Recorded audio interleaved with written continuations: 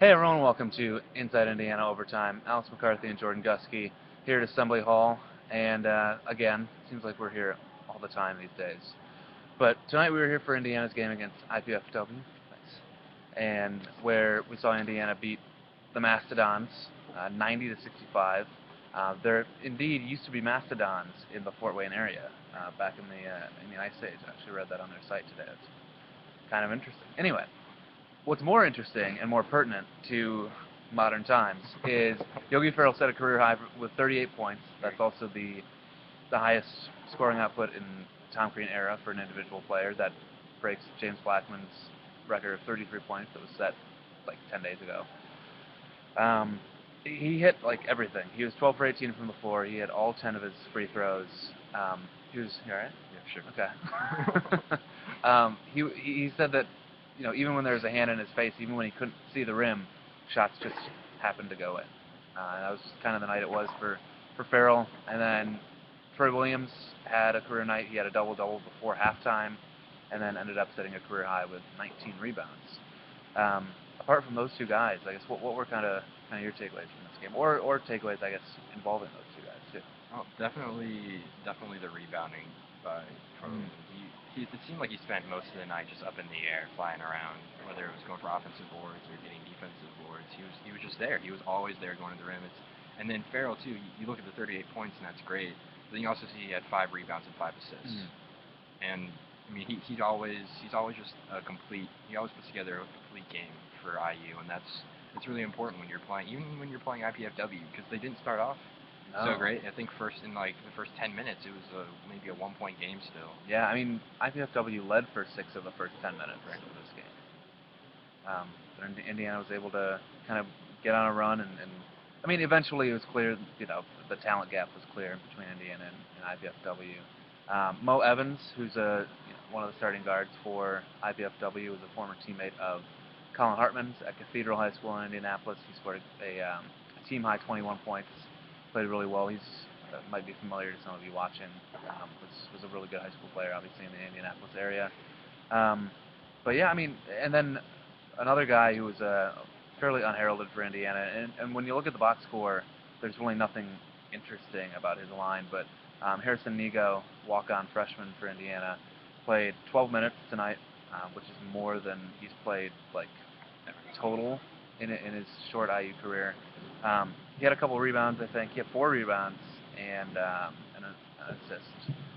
But Tom Crean was saying after the game that IPFW only shot 5 for 20 from the floor when Nego was out there, and his plus-minus was very good, I guess. So, getting little contributions from a lot of guys like that kind of helps make up for, Thomas Bryant, I guess, is dealing with injury issues or just sickness issues, and didn't play very well. He had just a couple points, a couple rebounds, 4 turnovers.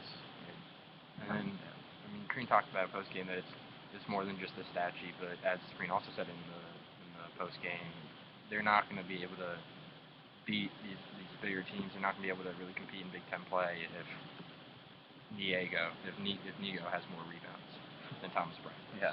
Yeah, that's a problem when he has twice as many rebounds as the guy who's supposed to be the rim protector and 9 inches shorter. Yeah, and a guard. Yeah. Freshman one. Yeah, exactly. So a little bit of a point of concern there, but I think in general, Indiana's held its opponents to shooting just 33 or 34% combined over the last 2 games, which again, you're playing Morehead State and IPFW at home, but teams at that level were shooting really well against Indiana and scoring really effectively against Indiana up until this point. So that's a victory of sorts for the IU defense. They looked a little bit more engaged, especially some of the guys who they've really been looking to get more engaged. Tom Crean was saying that Thomas Bryant played well defensively, played better defensively as the game went along, where he wasn't always consistent, but he was fine. So I don't know. I mean, it's the second game in a row where you're like, how much can we really learn from Indiana kind of beating up on an inferior opponent? But there are signs of optimism for Indiana when their best players played their best games tonight, and they played a little bit better defense than they have this season as a whole. So I don't know. Moving on to Saturday, Indiana hosts McNeese State here. What are you looking to see this team kind of continue to build on, to grow on? I think just do what they did tonight. You got to cut down on the turnovers a bit. That was a little bit of an issue to start the game. That's 17, why yeah. the Macedons were able to kind of stay in there for the first 10 minutes. But really, they played a complete game. They out-rebounded. They shot the ball well. Johnson made all 5 of his threes. That's what you want to see in this Indiana team. That's what they were supposed to do coming into the season. That's why they were preseason top 25.